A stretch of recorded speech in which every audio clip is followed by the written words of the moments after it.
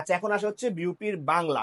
তো FA এবং FSSS এ আসে হচ্ছে আমাদের মাত্র 20 মার্ক বাংলাতে, ঠিক আছে। তবে এই 20 মার্কের ভিতরে আপনি ধরে নেন টোটাল যদি 20 মার্ক হয়, মোটামুটি 9 থেকে 10 মার্ক পাবেন, যেটা ফার্স্ট পেপার থেকে আসবে। ফার্স্ট পেপার থেকে কি কি আসতে পারে?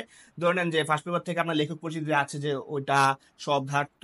তারপরে পাঠ পরিচিতি থেকে আপনার ইম্পর্টেন্ট যে লাইনটা, ওটা গুরুত্বপূর্ণ লাইন পুরা গদ্য বা পদ্যটা পড়ার পরে, বা আপনার সপাঠটা পড়ার পরে যা পাবেন, ওগুলা থেকে কোয়েশ্চেন ভালোই হয়ে থাকে।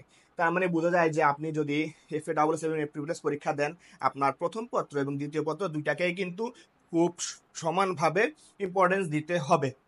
ওকে। তো যদি মুখস্থ পাঠের কথা বলেন, তো মুখস্থ পাঠ বললে যে এই টপিক গুলা তো সব জায়গায় আসে। এক কথায় প্রকাশ, বাগধারা, সমার্থক শব্দ, বিপরীত শব্দ, আবিধানিক শব্দ, প্রবাদ, অনুবাদ, ফাঁসপত্র বললামই। সাহিত্য থেকেও হালকা পাতলা কোয়েশ্চেন আসে। এবং সাহিত্যের জন্য কি করতে পারেন?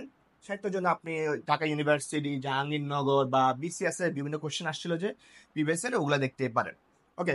আর সাহিত্য আর ফার্স্ট যদি বাদ দেন, এরপরে আসে হচ্ছে ব্যাকরণ পাঠ। ব্যাকরণ পাঠ আমি যে টপিকগুলো লিখেছি, ম্যাক্সিমাম জায়গায় কিন্তু এই কোয়েশ্চেন গুলো হয়, এই টপিকগুলো থেকে কোয়েশ্চেন হয়। তো এখন কিছু কিছু টপিক আছে যেগুলো অনেকে আমরা ভয় পাই, যেমন এখানে আছে হচ্ছে সন্ধি একটা জিনিস, তারপরে সমাস, তারপর হচ্ছে কারক ও বিভক্তি। মোটামুটি এই তিনটা যদি বাদ দেন, বাংলা ব্যাকরণ কিন্তু কঠিন টপিক বলতে কিছু নাই। এখন আপনার যদি মনে হয় যে তিনটা টপিক আপনার সমস্যা, আমার সাজেশন হচ্ছে আপনি তিনটা টপিক ডিরেক্ট খালি মুখস্থ করে যান।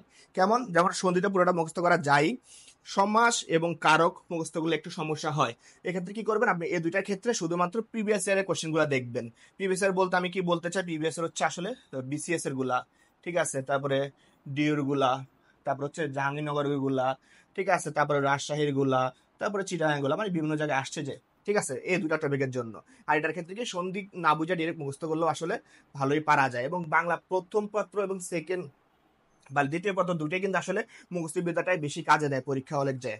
আচ্ছা, এখন আপনি যদি মনে করেন যে এই বাংলা প্রথম পত্র, দ্বিতীয় পত্র বা মুখস্থ পাঠ বিভিন্ন বই থেকে না পড়ে একটা বইয়ের ভিতরে সবকিছু চান, তাহলে আমাদের একটা বই আছে, সেটা হচ্ছে ক্যাম্পাস বাংলা।